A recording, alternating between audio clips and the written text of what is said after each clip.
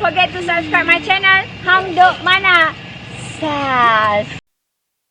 Assalamualaikum, selamat datang lagi ke channel Hang Duk Mana. Mari kita dengar respon Datuk Kamal Amir terhadap Menteri Undang-Undang Azalina. Isu Sanusi kesalahan undang-undang tak selesai dengan mohon maaf. Memakai isu mencah belah, mengganggu ketentraman awam dan tidak menghormati institusi raja-raja adalah satu kesalahan di sisi undang-undang, kata Menteri di Jabatan Perdana Menteri Undang-Undang Azalina Osman Said. Okey, mari kita dengar respon Datuk Kamal Amir. Di akhir nanti kita komen macam biasa. Itu keadaannya. Dan cuma hari ini juga, ini masih lagi cerita tentang kes ini Panglima Perang Perikatan Nasional yang berhormat Datuk Seri Sanusi. Hari ini saya melihat kenyataan tegas Menteri Dalam Negeri Datuk Seri Saifuddin Nasution. Jadi katanya pemimpin yang menyentuh isu 3R, itu kaum, agama dan isu raja, perlu bersedia menghadapi tindakan tegas daripada pihak berkuasa termasuk dari segi undang-undang. Selaku Menteri Dalam Negeri, Datuk Seri Saifuddin berkata pemimpin sedemikian, terutamanya Menteri Besar Kedah, Datuk Sanusi makna perlu bersedia berdepan dengan kesan dan akibat daripada kelancangan ucapan beliau yang terus menyentuh isu 3R. Ini saya quote balik secara kenyataannya. Menteri Besar Kedah telah terlajak jauh dalam arti kata lain. Dan bukan saja berlaku kelantangan, malah berupa nada penghinaan terhadap Sultan Selangor, Sultan Sharifuddin Idris Shah dalam ucapannya baru-baru ini, dan perkataan berunsur penghinaan kepada lawan politik, mempersendakan tubuh badan, kerana ini bukan sebagai pemimpin parti Islam. Pihak pasukan polis, khususnya Ketua Polis Negara lah, iaitu Tan Sri Razarudin Husin, telah memaklumkan kepada saya, katanya, berdasarkan aduan-aduan yang diterima, yang dijalankan oleh unit siasatan jenayah terkelas Bukit Aman, dan setakat ini 30 laporan polis diterima terhadap Muhammad Sanusi. Jadi, bila katanya laporan berkenaan melibatkan beberapa kes termasuk penghinaan terhadap raja dan sebagainya. Jadi, menurut Datuk Seri Saifuddin, beliau memberi peringatan tegas, telah pun diberikan berulang kali, sama ada oleh Perdana Menteri Datuk Seri Anwar Ibrahim dan Ketua Polis Negara, supaya isu berkenaan 3R itu tidak wajar sama sekali disentuh. Tapi nampak gayanya Menteri Besar Kedah itu masih memainkan isu berkenaan yang disifatkan beliau sudah sampai ke tahap yang berbahaya. Itu kenyataan Menteri Dalam Negeri, saudara. Katanya dalam politik kita boleh berbeza pendapat, betul. Begitu juga kita boleh berbeza aliran, tetapi peringatan sudah diberi berulang kali. Sama ada Perdana Menteri atau Ketua Polis Negara, di mana soal 3R tidak boleh dimainkan atau disentuh. Laporan akhir, kes terkini berkaitan 3R itu melibatkan Datuk Seri Muhammad Sanusi. Ini menjadi signifikan. Perlunya tindakan tegas diambil. Jika tidak, kesannya sangat besar. Tidak lagi rasa hormat kepada isteri raja, seperti mana peranan mereka diiktiraf dalam perlembagaan.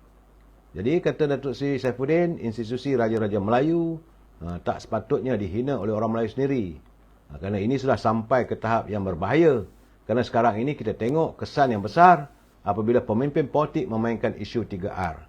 Tiada lagi rasa hormat pada institusi istana. Saudara. Katanya dia tahu bahawa cabaran pasukan keselamatan semakin berat dengan tugas hakiki di Kementerian Dalam Negeri. Itu dalam soal memastikan keselamatan negara. Kerana itu, katanya, saya sentiasa memberi dukungan yang kuat dan meletakkan kepercayaan dan keyakinan terhadap kebijaksanaan yang ada pada teraju utama, iaitu Ketua Polis Negara dan seluruh pimpinan utama dalam menangani isu-isu 3R. Saudara, kenyataan Menteri Dalam Negeri, saya rasa ini mengimbau zaman waktu dulu, kalau Menteri Dalam Negeri bercakap begitu, adalah tindakan lagi. Sebab saya ingat lagi zaman saya dulu, waktu saya jadi wartawan, bila kita panggil King Gas, itu Allahyarham Tan Sri Ghazali Syafi'i, bila dia kata, I warn, adalah tindakannya tu. Itu juga jangan lupa, saudara, Menteri Dalam Negeri yang tegas, itu almarhum Tun Dr. Ismail, Allahyarham, begitu tegas dalam melaksanakan tugas. Dan kita mengharapkan agar ketegasan mereka ini dapat dicontohi oleh Menteri Dalam Negeri yang baru, Datuk Seri Saifuddin Nasution, saudara. Bagaimanapun saudara, saya dipahamkan bahawa tengok ada pula ni bahawa Menteri Besar Kedah Datuk Seri Muhammad Syafiee dan Datuk Seri Muhammad Sanusi menjelaskan beliau telah pun mengutus surat kepada Sultan Selangor bagi menjelaskan konteks sebenar ucapannya yang didakwa di Putar Belait. Jadi katanya Pegawai Istana Selangor memaklumkan kepadanya bahawa Sultan Selangor memberi perkenan untuk menerima dan membaca surat berkenaan pada hari Jumaat. Jadi kata dia surat berkenaan didahului dengan merafak sembah memohon ampun kepada Sultan Selangor dan berharap tidak timbul kemurkaan baginda bersabit isu-isu yang didakwa sengaja dibangkitkan dalam ucapan itu. Jadi kata Datuk Sanusi, saya mendoakan agar Duli Yang Maha Mulia Tuanku Sultan dan Duli Yang Maha Mulia Tuanku Permaisuri terus bersemayam di atas Singgasana Kerajaan Negeri Selangor Darul Ehsan dalam keadaan sihat, sentosa dan penuh kemuliaan. Tapi bagaimanapun dia tak dapatlah nak memaparkan surat tu pada umum saudara, kerana itu dianggap sulit peribadi antara beliau dengan ke bawah Duli Yang Maha Mulia Sultan Selangor saudara. Bagaimanapun saudara, walaupun beliau dah buat maaf, pihak polis telah menjalankan siasatan. Jadi menurut Menteri Undang-Undang, ini penting juga saya tahu. Jadi permohonan kemaafan bukan satu pembelaan dari segi undang-undang dalam perundangan jenayah. Demikian kata Menteri Jabatan Perdana Menteri, Hak Ehwal Undang-Undang dan Reformasi Datuk Seri Azalina Osman. Datuk Seri Azalina dalam ucapan Twitter dia kata tindakan yang bersalahan dengan undang-undang tidak akan selesai atas alasan memohon maaf. Jadi katanya membangkitkan isu memecah belah, mengganggu keutamaan awam dan tidak menghormati institusi raja-raja adalah satu kesalahan di sisi undang-undang. Walaupun kebebasan bersuara adalah hak perlembagaan setiap warga Malaysia mengikut perkara 10 dalam kurungan 1 Perlembagaan Persekutuan, namun ia tertakluk pada perkara 10 dalam kurungan 2 Perlembagaan bagi memastikan ketenteraman dan keamanan terjamin. Jadi kata Datuk Seri Azalina, saya ingin membawa perhatian kepada tindakan Menteri Besar Kedah Datuk Seri Muhammad Sanusi Makno, di mana beliau dalam ceramah politiknya mempersoalkan wibawa Sultan. Siapa saja yang membangkit isu yang memecah belah, ini mengganggu ketenteraman awam dan tidak menghormati institusi raja-raja, harus ingat bahawa ini adalah satu kesalahan di sisi undang-undang. Sebagai orang politik atau mana-mana orang yang digunakan kuasa, mereka seharusnya sedar bahawa peraturan sedemikian ada kuasa untuk mempengaruhi orang ramai, terutamanya dalam musim pilihan raya. Jadi sebab itu Datuk Seri Azalina mahu pihak polis diberi kebebasan untuk menyiasat siapa saja yang membangkitkan isu 3R ini. Jadi artinya kata Menteri Undang-Undang, kalau minta maaf pun belum pasti boleh lepas. Undangan tindakan perlu diambil, kata Menteri Undang-Undang. Itu kes Datuk Sanusi. Cuma saya senyum-senyum simpul lagi ni saudara, apabila saya menatap tulisan saudara Yang Berhormat Datuk Seri Khalid Nordin selaku Naib Presiden UMNO. Datuk Seri Muhammad Khalid Nordin, dia kata dia bersetuju dengan kenyataan bekas Perdana Menteri Tun Dr. Mahathir yang mendakwa kekalahannya pada pilihan raya umum ke-15 dulu berpunca daripada rasuah. Jadi menurut Datuk Khalid, menurut Datuk Seri Muhammad Khalid Nordin, dia bersetuju apabila bekas ahli Parlimen Langkawi itu mengaitkan perkara tersebut dengan Perikatan Nasional. Yang kalahkan Tun ialah Perikatan Nasional. Yang ini kita boleh bersetuju lah dengan Tun. Jadi katanya kesianlah bahawa Tun Mahathir dikalahkan melalui rasuah, katanya. Saya senyum bila baca kenyataan ini, saudara. Jadi bagaimanapun dia kata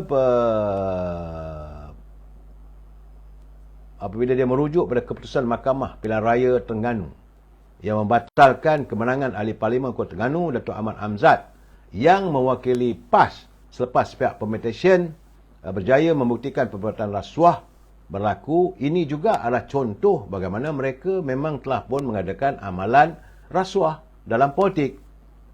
Itu keadaannya. Jadi dia kata dia kesianlah Dr. Mahathir. Akhirnya Dr. Mahathir mengaku bahawa ada berlaku rasuah politik. Bila kita bangkitkan soal itu, dia tidak mengaku. Sebab sekarang ni kena ingat saudara, dia bersekongkol dengan Perikatan Nasional. Yang mengamalkan rasuah politik adalah Perikatan Nasional. Sebab terbukti di Terengganu apabila calon daripada PAS telah dibuktikan oleh mahkamah dia bersalah. Sebab itu kursi tersebut dikosongkan. Dan Dr. Mahathir sendiri mengaku bahawa dia kata dia kalah kerana rasuah. kerana adanya pihak menggunakan wang untuk membeli undi. Jadi yang menang bukan daripada UMNO, yang menang daripada Perikatan Nasional. Itu kata Datuk Seri Khalid Nordin. Baik, saudara. Kita masuk tentang countdown ni, saudara. Sudah pun tinggal lagi 14 hari penamaan calon. 14 hari lagi penamaan calon dan 28 hari mengundi untuk mencari pemimpin untuk 6 buah negeri bagi mewakili rakyat di dalam Dewan Undangan Negeri. Sebab itu awal-awal lagi Presiden UMNO Datuk Seri Zahid Hamidi meminta agar para pengundi di 6 buah negeri yang bakal menghadapi pilihan raya negeri pada 12 Ogos depan supaya mereka mencari pemimpin yang serius dalam menjaga kepentingan serta kemakmuran rakyat jelata. Ini pesan Presiden UMNO Datuk Zahid Hamidi. Katanya pilihan raya seharusnya menjadi medan terpenting untuk mengangkat sesebuah kerajaan yang berwibawa dan bukannya seseorang individu yang hanya menjadi pelawak politik. Saya tak fikir, katanya, dengan memilih pemimpin yang pelawak politik ni boleh mententamkan keadaan rakyat. Kerana ianya adalah soal aura. Kerana seorang pelawak mempunyai ramai pengikut bukan kerana aura. Tapi pelawak politik yang tidak mempunyai aura dianggap sebagai famous dan popular. Jadi sebab itu kita serahlah kepada kebijaksanaan pengundi. Yang kita carilah kerajaan yang ada kredibel, yang berwibawa. Yang kita cari pemimpin yang serius, yang menjaga soal kepentingan dan kemakmuran rakyat, bukan hanya menjadi pelawak politik. Selaku Presiden UMNO dan juga Pengurusi Barisan Nasional, beliau menyatakan bahawa mana-mana pemimpin politik tidak seharusnya membuat kenyataan yang bersifat mendahului hukum Tuhan, terutama melibatkan sasaran dalam PRN kelak. Dia tak payahlah nak buat ramalan, boleh menang begitu, menang begini.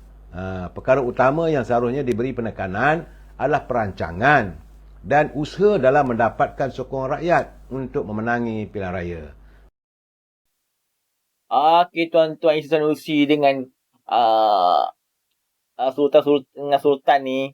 So, walaupun dia telah meminta maaf kepada Sultan Selangor, tapi kita berharap, kita meminta pihak kerajaan dan KDN ni terus mengambil tindakan supaya iktibar kepada beliau.